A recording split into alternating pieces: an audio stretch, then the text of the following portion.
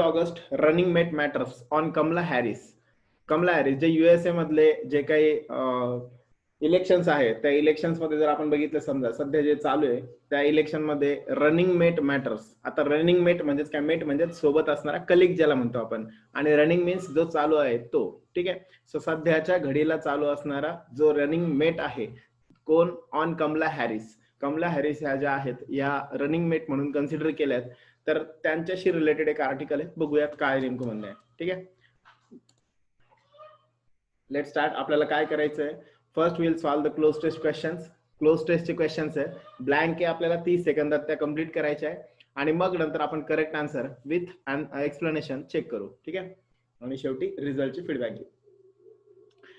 बघा, if the democratic leaders on the ticket learn from each other they can find a way to win. जर democratic पार्टीचे जे काही leader आहेत त्यांनी जर समजा या तिकीटवरनं एकमेकांकडून काही शिकलं तर त्यामधूनच ते काय करू शकतात, जिंकण्याचा मार्ग त्यांना मिळू शकतो. नेमकं काय म्हटलेलं आहे ते आता आपण याच्यातून बघू. युएस मधले जे डेमोक्रेटिक लीडर्स आहेत त्यांनी जर सोबत येऊन जर काही केलं, काही शिकले, तर त्या माध्यमातून वे जो आहे तो फाइंड आउट होऊ शकतो. ठीक आहे. 30 सेकंदाचा वेळ आहे, त्यात आपल्याला हे सॉल्व्ह करायचं आहे. स्टार्ट.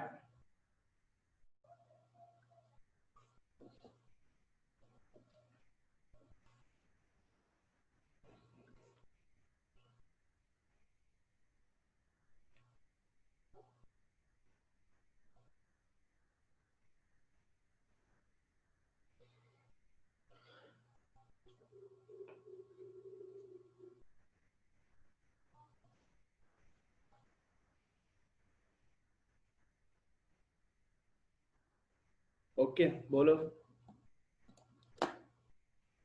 Be picked. बोलो जल्दी जल्दी, फास्ट.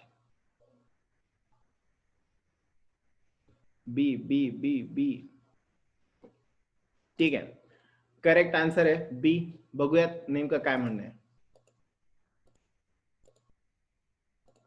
प्रिझम्पटिव्ह. प्रिझम्पटिव्ह म्हणजेच काय, टेंटेटिव्ह.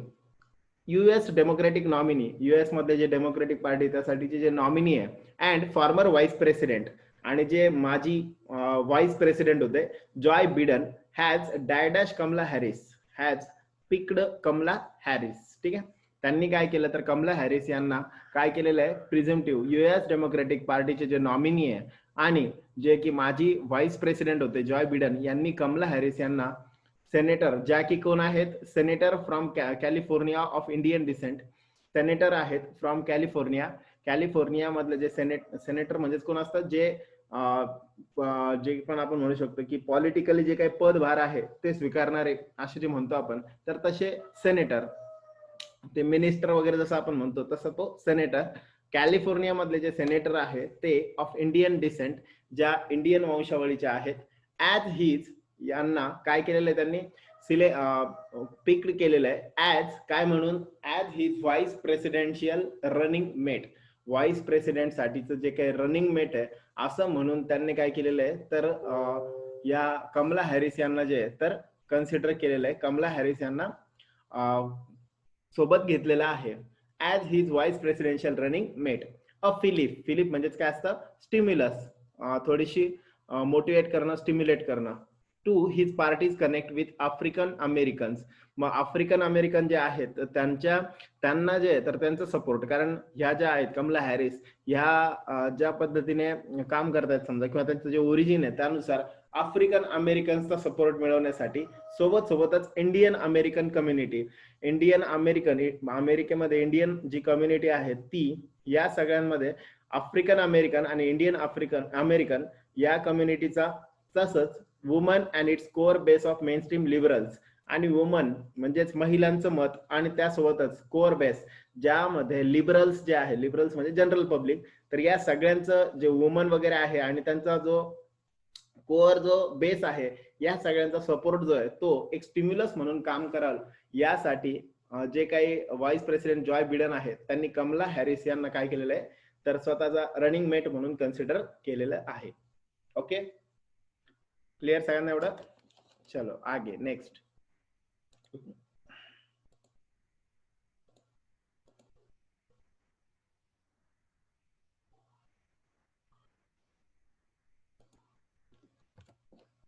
चला नेक्स्ट. मग इथं करेक्ट आन्सर कोणता असेल? पिक बी ऑप्शन जो आहे तो काय असेल करेक्ट आन्सर. चला बघूयात पुढचा. रेडी? नेक्स्ट.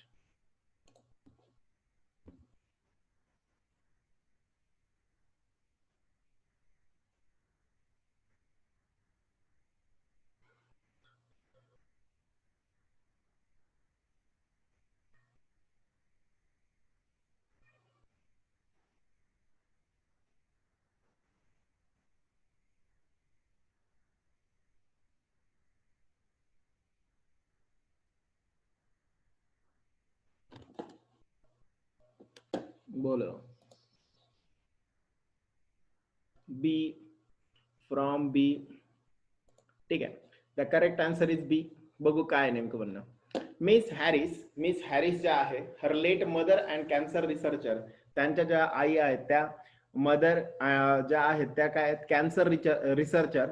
लेट म्हणजे स्वर्गीय रिसर्चर आणि त्या कॅन्सर रिसर्चर पण होत्या त्या श्यामला गोपालन. त्यांचं नाव काय? श्यामला गोपालन. हेल्ड. हेल्ड नेमकं काय असतं? हेल्ड म्हणजेच फॉल. आणि हेल्ड सोबत कधी पण फॉल असेल हेल्ड असेल त्यांच्यासोबत कधी पण फ्रॉम येतं. ठीक आहे. म्हणून मग हेल्ड फ्रॉम. तसं बघितलं तर हेल्डचं मिनिंग फॉल असतं, पण इथं तो अर्थ जो आहे तर तो फॉल फ्रॉम म्हणजेच काय बिलॉंग्स टू या अर्थाने घेतलेला आहे. तर त्या ज्या होत्या श्यामला गोपालन मिस हॅरिसच्या ज्या आई आहेत त्या स्वर्गीय माता ज्या आहेत त्या श्यामला गोपालन ह्या एका चेन्नई बेस्ड फॅमिलीतलं बिलॉंग करतात. And Jamaican father. आणि जमाई हा जो एरिया आहे तिथले फादर डोनाल्ड हॅरिस जे आहे ते जमाई या एरियातले जमाई बद्दल जे आहे तर ते जमाई मधले जे आहे तर ते father Donald Harris a retired Stanford professor. हे स्टॅनफोर्ड युनिव्हर्सिटी जे आहे त्यातले प्रोफेसर आहे रिटायर झालेले. Made a name for herself as a tough lawyer. आणि मग त्यांनी काय केलंय तर तिला एक मेड अ नेम फॉर म्हणजेच काय की एक नाव देणं. आणि कशासाठी नाव दिलेलं आहे ऍज अ टफ लॉयर म्हणजेच तिला फेमस केलंय कशासाठी एक लॉयर म्हणून. आणि सोबत सोबत पॉलिटिकली अम्बिशियस इनफ. आणि पॉलिटिकली म्हणजेच राजकारणामध्ये सुद्धा अम्बिशियस महत्वाकांक्षा जी आहे ती खूप जास्त असणारी असं बनवलंय. To throw her hat in the ring. Throw her hat in the ring म्हणजेच काय? To throw her hat in the ring म्हणजे काय? Willingness to accept the challenges.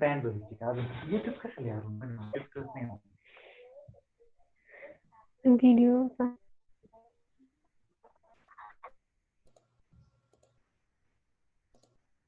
ठीक आहे. Willingness to accept the challenge म्हणजेच काय? एखादं जे काही चॅलेंज आहे त्याला ऍक्सेप्ट करणं. As a Biden challenger in the Democratic primaries. आणि जर आपण बघितलं तर जॉय बिडन यांचं जे आहे डेमोक्रेटिक पार्टी जे आहे त्यामध्ये चॅलेंजर जास्तीत जास्त आहेत. आणि म्हणून त्यामध्ये सुद्धा काय केलेलं आहे की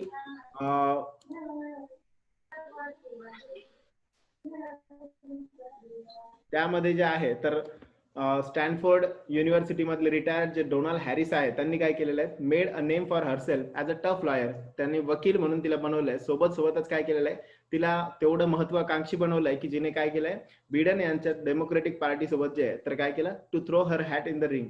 विलिंगनेस त्यांचं विलिंग त्या ज्या आहेत त्यांनी काय केलं willingness to accept the challenge. जे पण बिडन यांनी चॅलेंज केलंय ते ऍक्सेप्ट करायला त्या तयार आहेत म्हणजेच मैदानामध्ये आलेले आहेत. ठीक आहे. डेमोक्रेटिक प्रायमरीज म्हणून मग इथं हेल्ड सोबत काय येणार कधी पण रॉंग.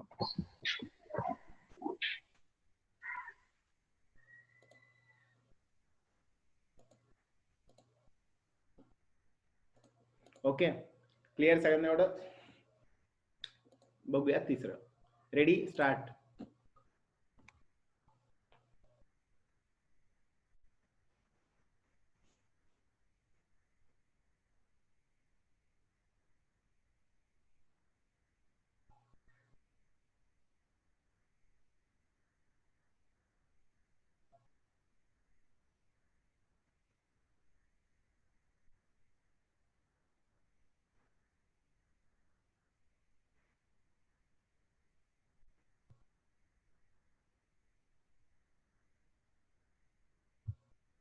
बोलो.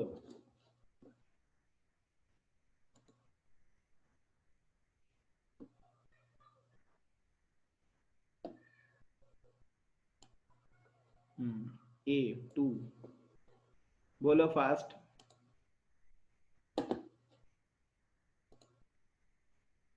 A B. ठीक आहे, बघूयात नेमकं काय. In a close parallel to former president Barack Obama. Barack Obama जे आहे क्लोज पॅरल सोबतच आपण जर विचार केला, जसं की आताची पार्टी आहे तसं मागच्या पार्टीचा विचार केला, बराक ओबामा यांनी काय केलं होतं, हीच डेमोक्रेटिक प्रायमरीज रायव्हल. यांनी काय केलं होतं, डेमोक्रेटिक प्रायमरी जे आहेत तर त्याच्यासाठी रायव्हल असणारे म्हणजेच काय विरुद्ध म्हणू शकतो आपण, हिलरी क्लिंटन यांना जे आहे तर सेक्रेटरी ऑफ स्टेट.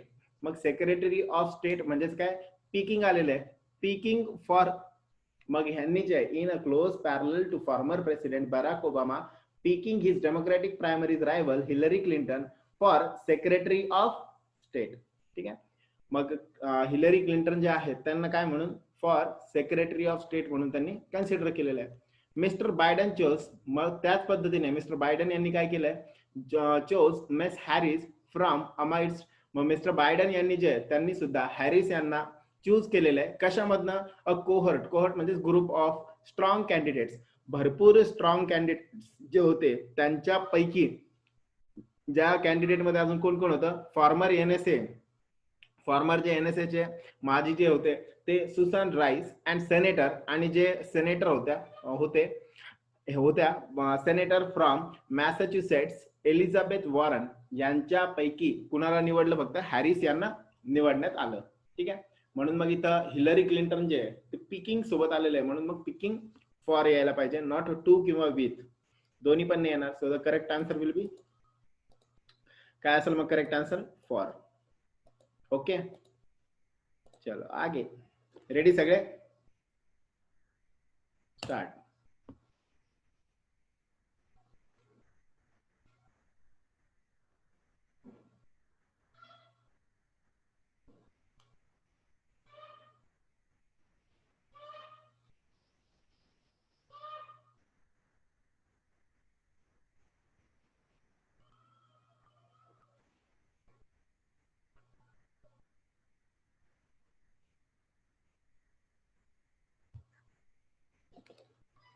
स्टॉप, बोलो. B B E, Reshma E, Shekhar B, Vishnu B, बोलो फास्ट. बघूयात नेमकं काय, अजून सांगते कोणी. ठीक आहे, दोन आले. B B B, let's check. In picking Miss Harris, Mr. Biden has consolidated his position. Consolidate, compromise करणं. At the helm of म्हणजेच काय, in charge of the Democratic Party mainstream.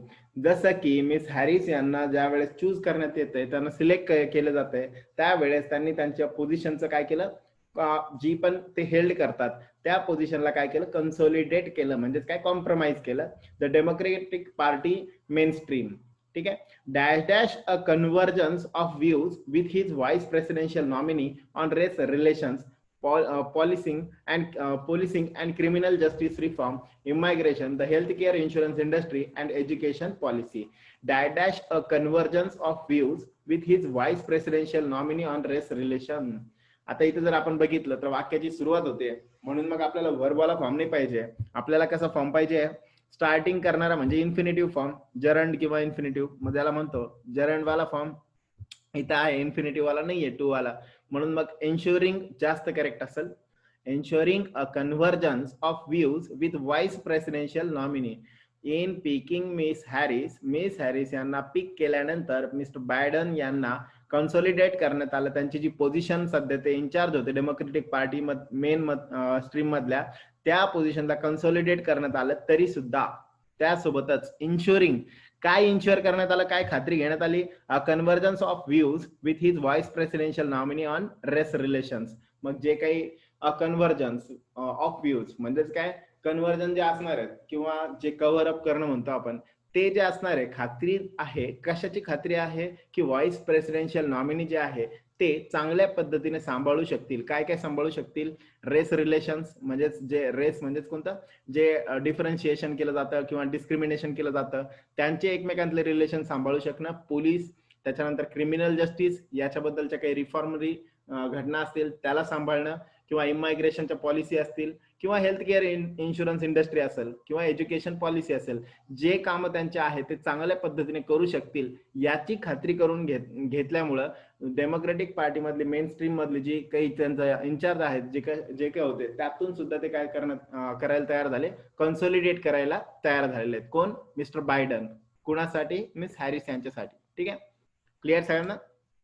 म्हणून मग इथं इन्शुअरिंग म्हणजेच ई वाला ऑप्शन जो आहे तो करेक्ट असेल, नॉट इन्शुअर्ड. इन्शुअर्ड कन्व्हर्जन्स असतं तर काय, डेमोक्रेटिक पार्टीने इन्शुअर केलं, ते पार्टीने काय इन्शुअर नाही केलेलं, कुणी इन्शुअर केलेलं आहे? मिस्टर बायडननी. म्हणून मग तिथं काय येणार? इन्शुअरिंग.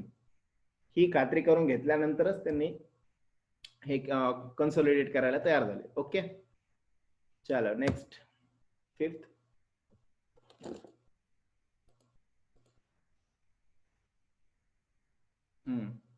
Start.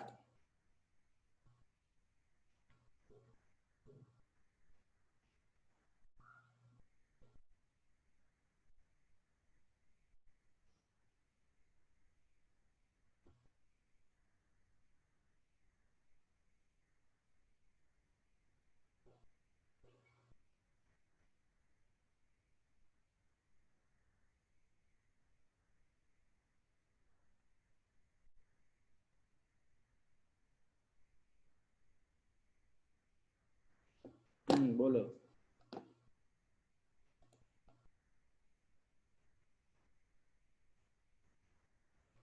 D 2 for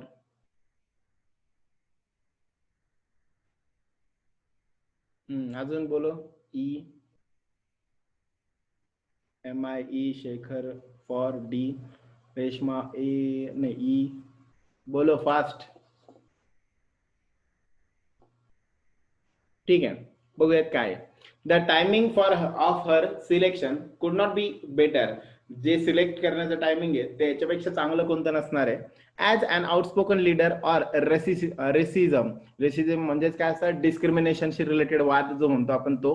and a woman of colour, आणि एक कलर दर्शवणारी woman. The symbolism of mister Biden picking her will offer hope dash many. Hope for many नाही येणार, hope to many. Hope for the best असं आपण म्हणू शकतो, किंवा होप फॉर समथिंग असतं, पण इथं समवन आहे किंवा बरेच जण आहे. So hope to many including black live matter activist. मग जे लोक ब्लॅक लाईव्ह साठी काम करतायत, म्हणजेच काय थोडक्यात इथं प्रतिकात्मक बोललेलं आहे, सिम्बलिझम म्हणून बोललेलं आहे, की जे आफ्रिकन लोकांसाठी जे काम करणारे त्यांच्यासाठी. म्हणून जे मिस्टर बायडन यांनी जे सिलेक्ट केलेलं आहे ते कलर साठीचं जे डिस्क्रिमिनेशन आहे ते डिस्क्रिमिनेशन, आणि असा एक लीडर सिलेक्ट केला आहे की जो लीडर काय असेल, कलर साठीचं जे काही पुन्हा जे काही डिस्क्रिमिनेशन आहे, वाद आहे, ते थांबवण्यासाठी सक्षम असेल. त्यासोबतच कलर साठी जे वाद चालले आहेत, सोबत जे ब्लॅक लाईव्ह मॅटर यासाठी ज्या समाजसेवक काम करतायत त्यांच्यासाठी सुद्धा काय असेल, प्रतिकात्मक म्हणून त्यांना मिस्टर बायडन यांनी काय केलेलं आहे, मेस ह्या ज्या आहेत त्यांना उचललेला आहे किंवा कन्सिडर केलेला आहे. ठीक आहे, सो या माध्यमातून काय होईल, दोन्ही गोष्टी, आफ्रिकन अमेरिकन जे लोकांचा सपोर्ट आहे तो सपोर्ट यांना त्या माध्यमातून मिळवता येऊ शकेल. ठीक आहे, म्हणून होप टू मेनी पाहिजे, नॉट होप फॉर. ठीक आहे, होप फॉर जर आपण म्हटलं समजा समथिंग असेल तर होप फॉर समथिंग, आणि समवन असेल तर होप टू समवन. ओके, म्हणून इथं करेक्ट आन्सर जे असेल ते काय असेल मग, होप टू. चलो आगे करा ट्राय.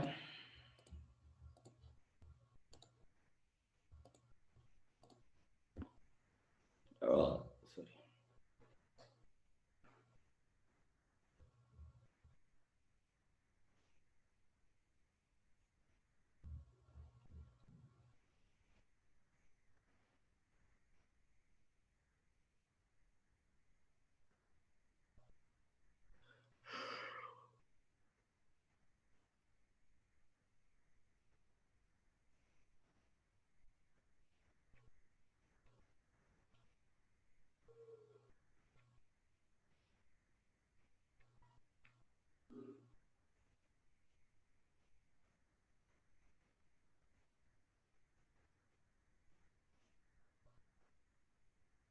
ओके, बोलो.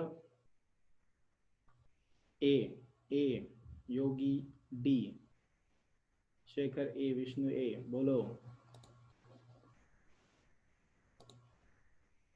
प्रसाद ए, ईशाना ए, ठीक आहे, करेक्ट आन्सर आहे. बघूयात नेमकं काय. Miss Harris will not only bring to the Biden ticket her broad appeal across the Democratic spectrum, but at 55. बघा, मिस हॅरिस या फक्त ब्रिंग द बायडन यांना फक्त तिकीटच देणार नाही. कशाबद्दल? For ticket her broad appeal. Broad means खूप लांब, अपील म्हणजेच काय, त्यांची बोलावणं म्हणू शकतो आपण, किंवा अपील करणं अक्रॉस द डेमोक्रेटिक स्पेक्ट्रम. मग स्पेक्ट्रम म्हणजेच काय असतं? मग एक बँड म्हणू शकतो आपण, किंवा कलेक्शन म्हणू शकतो. मग डेमोक्रेटिक स्पेक्ट्रम जेवढा आहे किंवा एरिया जेवढा आहे त्यासाठी फक्त तिकीटच देणार नाही, म्हणजे फक्त एंट्रीज देणार नाही, सोबत सोबत एक चांगली अपील म्हणजे चांगलं काम जे आहे किंवा चांगला क्राऊड जो आहे तो त्या माध्यमातून मिळू शकतो. But at 55 will help. फक्त एवढंच नाही तर ऍट 55 55व्या वर्षा will help tip the overall age profile of potential future Democratic White House in the right direction. 55 वर्षांचा त्यांचा जो प्रोफेशनल किंवा प्रोफाईल आहे, जे पण पोटेन्शियल आतापर्यंत 55 वर्षापर्यंत जे काही त्यांनी ओव्हरऑल एज मध्ये जे पण क्षमता, ज्या पण गोष्टी त्यांनी कमावल्या आहेत, त्या सगळ्या एका राईट डिरेक्शनला, व्हाईट हाऊसला एका राईट डिरेक्शनला घेऊन जाण्यासाठी काय असतील? सक्षम असतील. म्हणजे फक्त एंट्रीज नाही भेटणार किंवा क्राऊडच नाही भेटणार, सोबत सोबत त्यांचं जे पूर्ण आतापर्यंत 55 एज पर्यंत जे पण पोटेन्शियल आहे ते पोटेन्शियल एका राईट डिरेक्शनला घेऊन जाण्यासाठी मदत होऊ शकेल. हाऊ एव्हर, इथे करेक्ट वर्ड असेल हाऊ एव्हर, ठीक आहे. However, if her 2020 presidential campaign was indicative, जसं की 2020 मधलं प्रेसिडेन्शियल कॅम्पेन जे आहे ते काय असेल? फक्त प्रतिकात्मक असेल. इंडिकेटिव्ह म्हणजेच प्रतिकात्मक. She will need to up her game on critical talking points including her record as a prosecutor in her home state. मग होम स्टेट मध्ये ज्या पद्धतीने प्रॉसिक्युटर म्हणून तिने काम केलेलं आहे, त्यामध्ये त्यातलेच म्हणजे लॉयर म्हणून काम करत असताना, प्रॉसिक्युटर म्हणून जे काम करत असताना ज्या पद्धतीने ते पॉइंट्स जे आहेत, तिचा जो रेकॉर्ड राहिलेला आहे, तो सगळा रेकॉर्ड जो की होम स्टेटमध्ये जिथे ती काम करते त्या ठिकाणी जसा होता, तोच इकडे सुद्धा काय होऊ शकतो? चांगल्या पद्धतीने कामात येऊ शकतो. And on specifics regarding the complex question of health care reform. आणि त्यांचं स्पेसिफिक जे काही काम आहे ते कशाशी रिलेटेड? हेल्थ केअर, आरोग्य खात्यामध्ये जे काही क्रांती झाली पाहिजे किंवा रिफॉर्म झाले पाहिजे याच्याशी रिलेटेड त्यांचे जे ओपिनियन आहे त्या सगळ्यात जास्त महत्वाच्या. म्हणून मग इथं कोणता करेक्ट असेल? A will be the correct answer, ठीक आहे. म्हणून करेक्ट येईल ए. ओके, चलो नेक्स्ट स्टार्ट.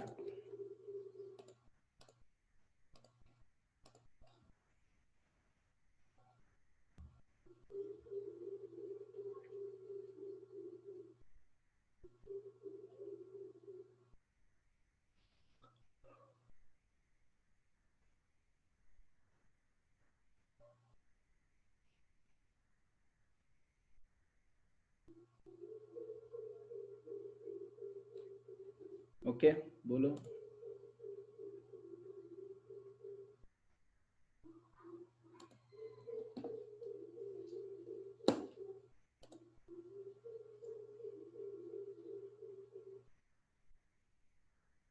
ई, ठीक आहे. अजून बोला, पटपट बोला.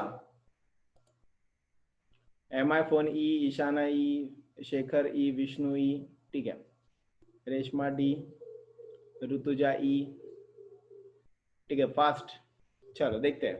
मोर ब्रॉडली, जर जास्त ब्रॉडली आपण विचार केला तर she and mister Biden will have to be prepared for an unusual campaign. मग आपण जर विचार केला तर मिस्टर बायडन आणि या दोघांनाही मिळून काय करावं लागेल? वेगळा म्हणजे काय, मागच्या म्हणजे किंवा आतापर्यंतचा जो नाहीये, युज्युअल जसा नाहीये, असं कॅम्पेन काहीतरी करावं लागणार आहे. Campaign end game scenario. मग त्यांना जो आहे तर end game scenario with less than 3 months dash election day and the COVID-19 pandemic slashing a swath of economic misery. बघा, एंडगेम सिनारिओ. मग आपण जर बघितला तर पूर्वीचा म्हणजेच जे पहिले सत्तेत आहे त्यांचा जो काही एंड गेम आहे याच्याशी रिलेटेड जर आपल्याला कॅम्पेन करावं लागेल तर ते युज्युअल नसावं, ते अनयुज्युअल असावं. आणि कधी? Less than 3 months before election day. मग इलेक्शन डे साठी जे अजून काही वेळ बाकी आहे म्हणून बिफोर इलेक्शन डे असायला पाहिजे होतं. बिफोर म्हणजेच कोण, ई ऑप्शन येईल, नॉट डी किंवा ए, दोन्ही पण नाही येणार. इलेक्शन डे बाकी आहे ना अजून, डिसेंबरमध्ये इलेक्शन जे होणार आहे नोव्हेंबर किंवा डिसेंबरमध्ये, तर त्यांच्याशी रिलेटेड जर आपण म्हटलं तर 3 महिने अगोदर, म्हणून मग बिफोर इलेक्शन डे असायला पाहिजे होतं. And the covid pandemic slashing, मग जो कोविड-19 इलेक्शन डेच्या अगोदर 3 महिने आणि जे पॅन्डेमिक आहे, ज्या काळामध्ये पॅन्डेमिक जे आहे ते स्लॅश करतंय, डिवास्ट करतंय किंवा नासधूस करतंय, a swath of economic misery, misery means दुःख, सॉरो वगैरे जे म्हणतो आपण, ते इकॉनॉमीला जो हॅमर करतोय, असं जे काही पॅन्डेमिक आहे त्या पॅन्डेमिकच्या काळामध्ये आणि इलेक्शन डेच्या 3 महिने अगोदर काहीतरी वेगळं कॅम्पेन, युज्युअल पेक्षा वेगळं कॅम्पेन जे आहे ते करावं लागेल या दोघांना मिळून. म्हणून the correct answer will be, काय असेल मग करेक्ट आन्सर, बिफोर. ओके, चलो नेक्स्ट, रेडी, स्टार्ट.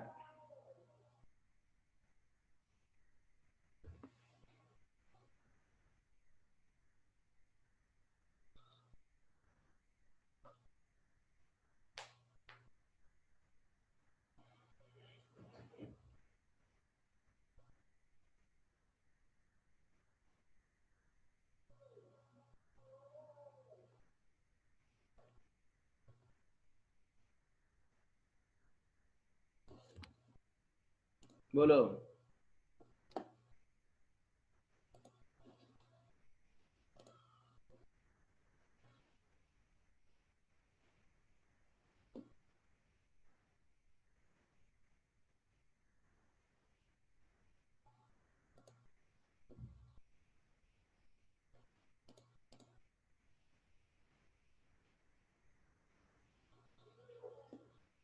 डी, बर, ठीक आहे, बघूया नेमकं काय आन्सर आहे.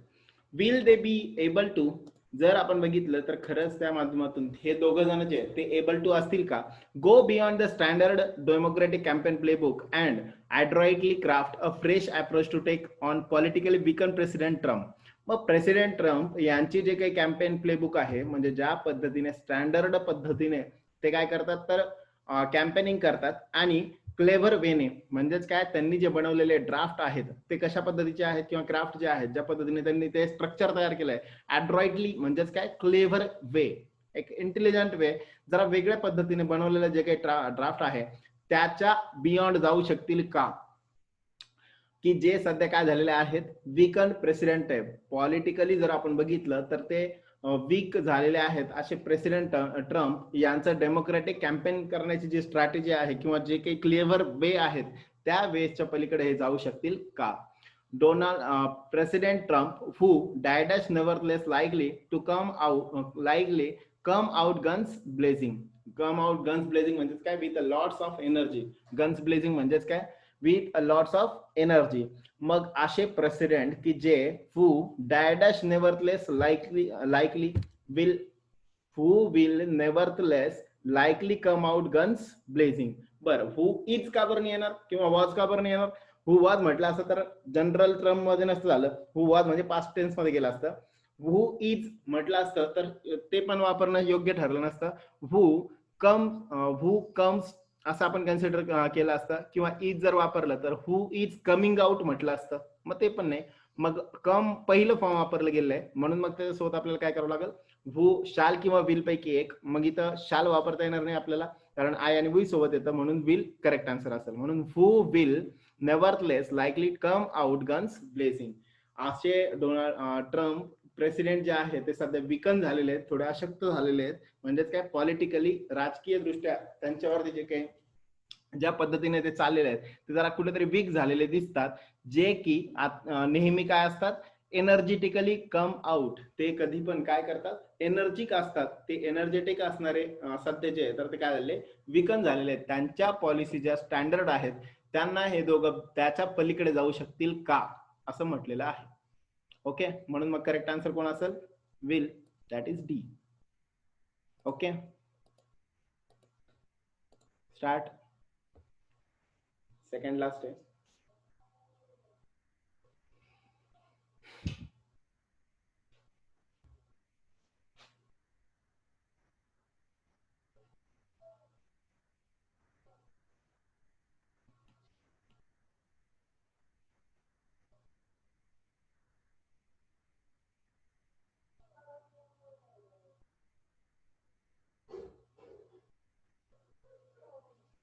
बोलो.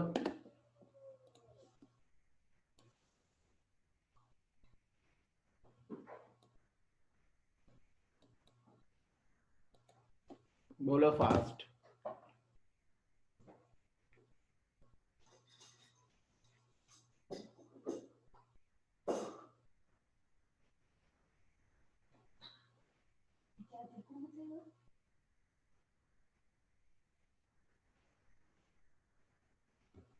ए. ठीक आहे, बघूयात काय करेक्ट आहे. बी. ए बी. ठीक आहे, let's check. Have they pondered the deep lessons of Miss Clinton's loss to Mr. Trump in 2016?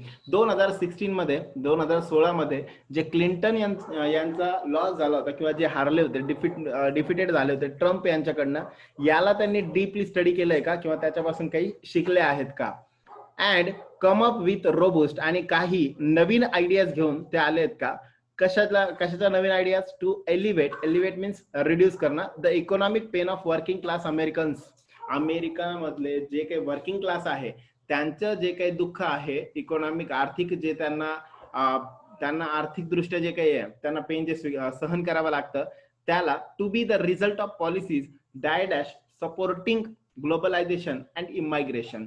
मग ग्लोबलायझेशन आणि इमायग्रेशन यांच्या ज्या काही पॉलिसीज आहेत त्या पॉलिसीमुळं जे काही वर्किंग क्लास जो आहे अमेरिकेतला त्याला जे सफर करावं लागतं, त्याच्या अगेन्स्ट काही पॉलिसीज ज्या आहेत त्या चांगल्या पॉलिसीज नक्कीच यांच्याकडे आहे का? ठीक आहे, म्हणून मग सपोर्टिंग इथे करेक्ट आन्सर असेल. So the correct answer is A. Okay, चलो नेक्स्ट अँड लास्ट क्वेश्चन, शेवटचा क्वेश्चन आहे.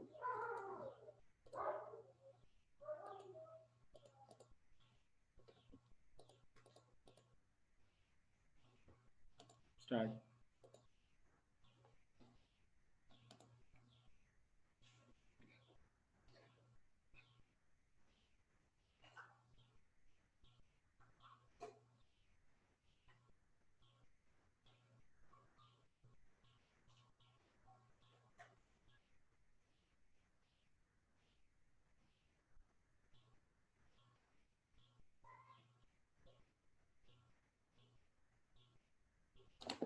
बोलो.